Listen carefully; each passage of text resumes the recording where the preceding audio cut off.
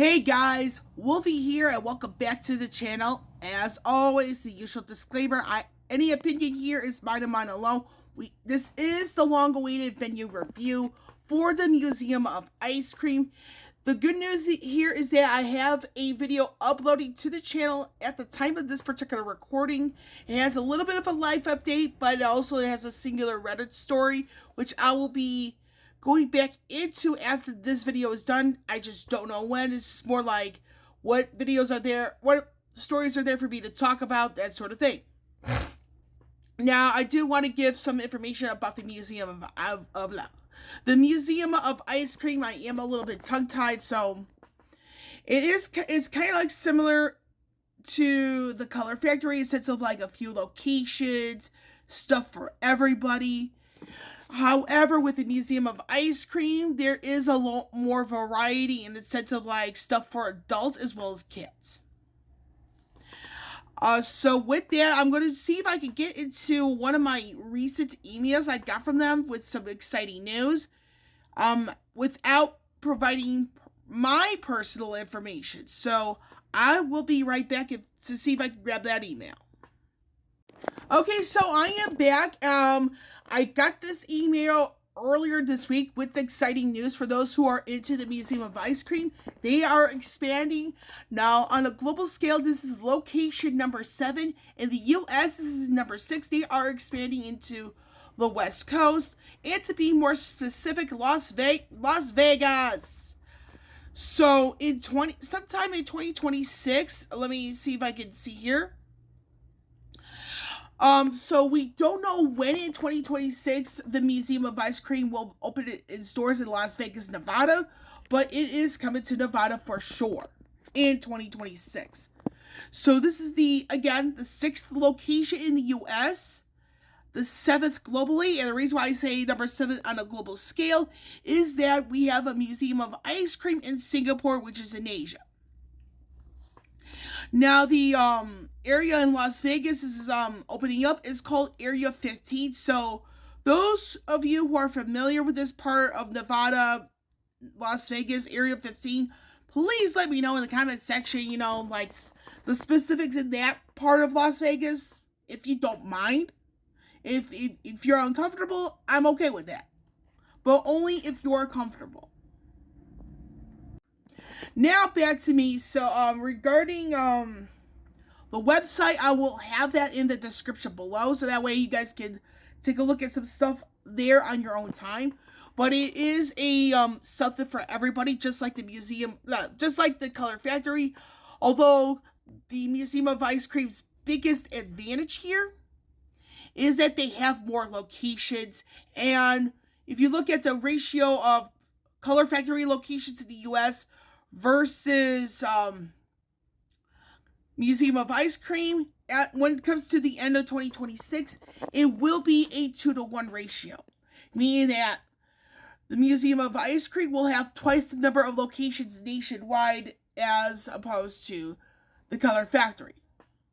Now, the admission, I do have to do a little bit of digging for each location instead of like Museum of Ice Cream admission, but in the general gist of things, the price like ranging in sense of like general admission without like for a specific time frame, as opposed to the quote unquote VIP, it's just like the gist of it is kind of like the same, meaning that you pay less for a specific time frame, and the VIP, it's like you can come in anytime, as long as it's within the hours of operation.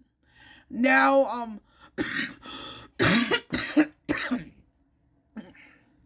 I'm probably going to be needing some water here in a moment. But anywho, the pictures you're going to be seeing in this video are from the Chicago location. And I do want to mention that when it comes to varying things pertaining to the Museum of Ice Cream, in the sense of like time of the year or collaborations with whoever, that is rotating on as often as they are able to. And I do also want to mention that when I went to the Museum of Ice Cream for the second time, it was on a Monday during paid time off for me. And the reason why I went on a Monday is that I originally wanted to go on Wednesday when my birthday was, but there was nothing available there. I think they were like closing to, I'm not so sure exactly what happened, but I was able to go before my birthday. My birthday was last week on a Wednesday. I actually went the Monday before my birthday. So in the sense of that part, so it's like I was able to go with the VIP like the second time. The first time was like 8 times specific.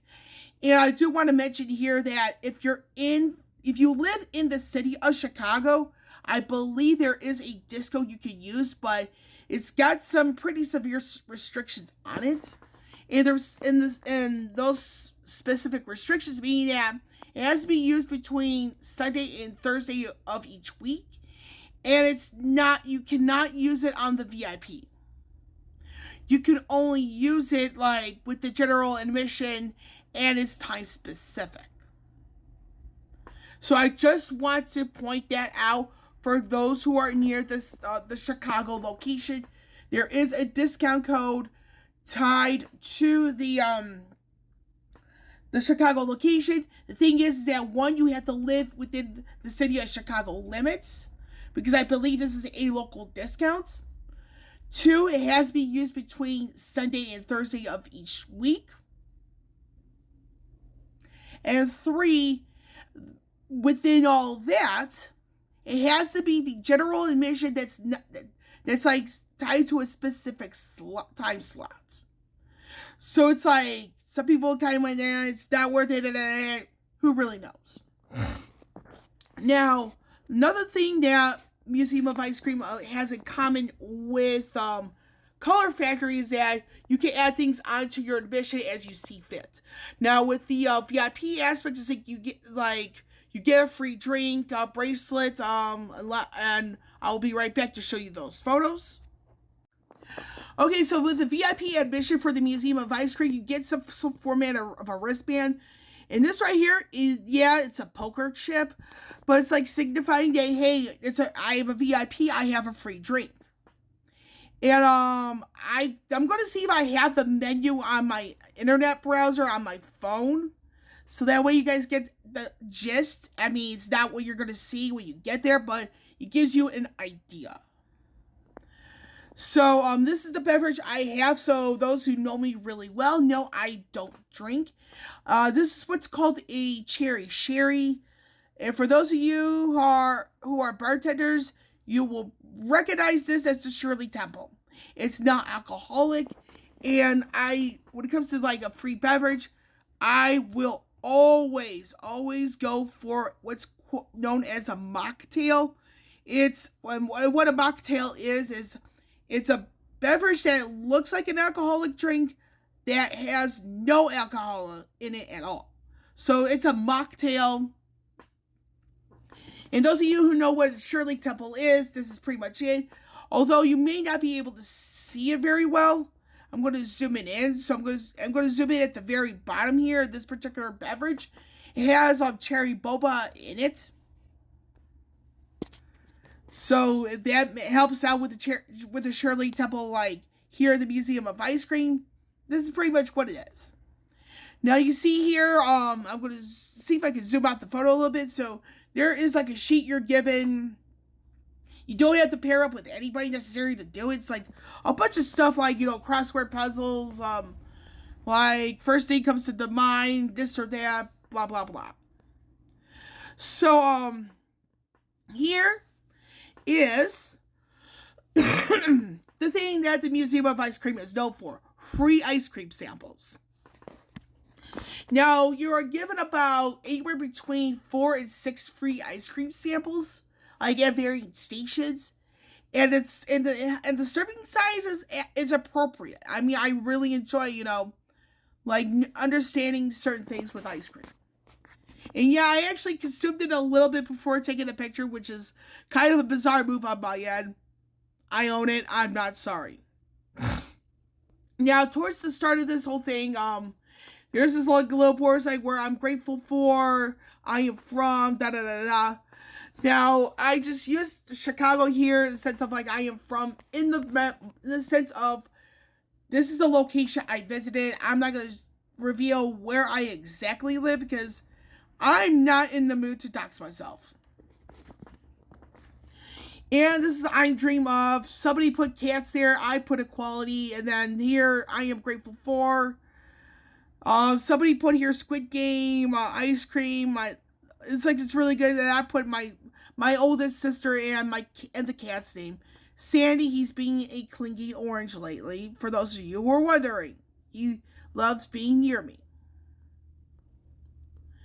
Now, kind of early on-ish, this is one of the stations where the ice cream samples are given.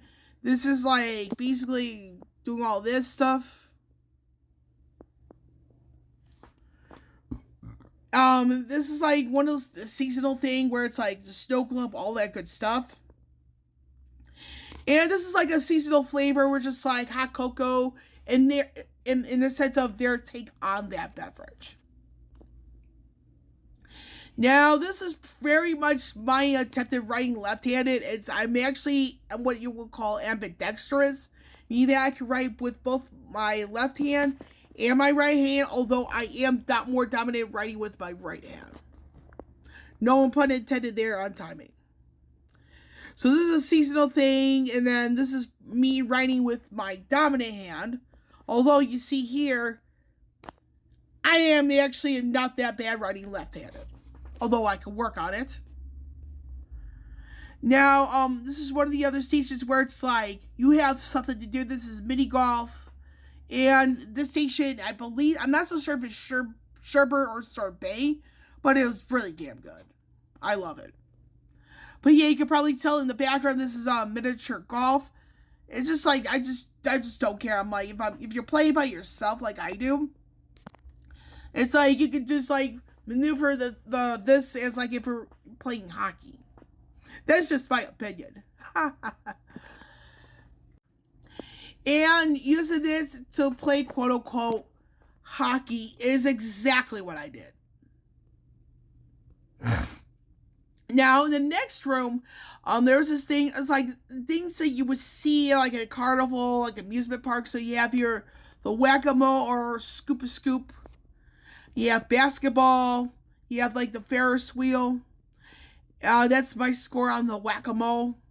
And the whole thing with the gun where it's like, you like aim it it's like shoots out water automatically. You aim it at the target. If your thing goes up to the top, you win.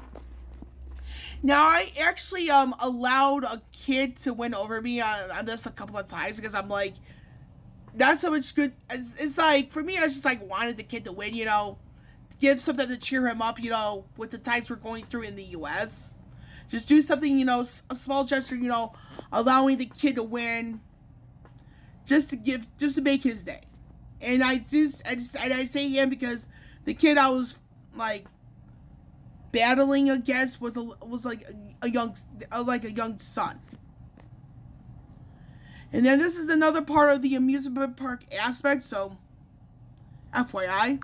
Now, it was in this room I was given a sample of ice cream and I forgot to take the picture of it, but it is what it is. We're not going to be able to remember every last detail, now are we? There's more basketball. This is the sprinkle pool. Mind you, these are not edible, so don't even try to eat these if you ever visit a museum of ice cream location. I mean, I don't know what I would do if I catch anybody eating a non-edible sprinkle. That's me. That's the pool, people in the pool. That's another part of the sprinkle pool. This is like the merch store right over here. And if you were actually given these for free, it's Italian ice. So it's like, yeah. So you have a lot to sample. You have a good amount of samples. There's something for everybody. And let me see if I can grab the menu. Okay, like I said, this is a Chicago menu, so whatever you see here, take this with a grain of salt. So take this with a grain of salt.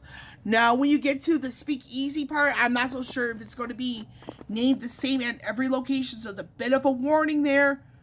Take what you see here with a grain of salt.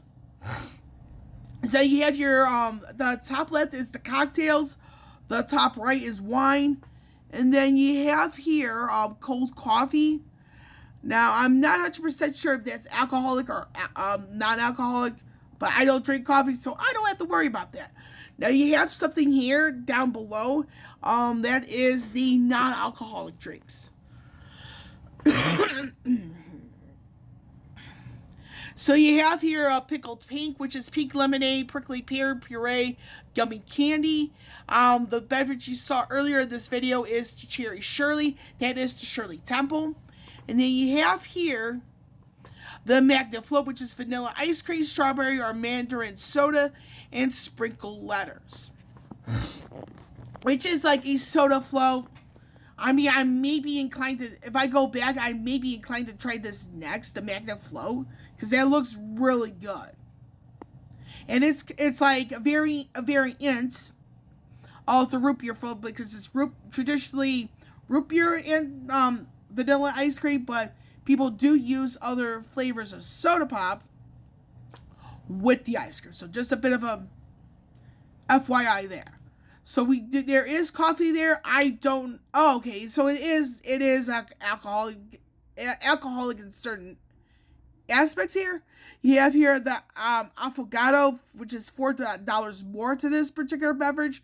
Dark Matter vanilla suburbs, and then you have here for additional $2 of vanilla vodka. So you see, yeah. So it does sound like it's alcoholic because of those options. But who really knows at this point? And I don't really care because I don't drink alcohol and I surely don't drink coffee. Now, regarding to the scores. Now, for intended audience, and because of the expanding they're still doing, on top of something for everybody in a more truer sense of the term, and in more ways than one, this is a 10 out of 10. And my personal score is a 9.5 out of 10. And that's only because I almost never give out a perfect score to anybody. And that's just my personal stance on the matter. So what the Museum of Ice Cream is getting right in conclusion is that they're still expanding. Because not long ago, they were expanding to Boston in the Northeast and Miami in the Southeast. Now they're going west to Las Vegas. So I will not be surprised if the Museum of Ice Cream continues to expand. Which is something that the Color Factory needs to do. And I just hope that the Museum of Ice Cream continues to expand in more cities, not only on a national level, but also on a global level. So with that, I'm done with this video. With Wolfie here, signing off. I will catch you all on the flip side.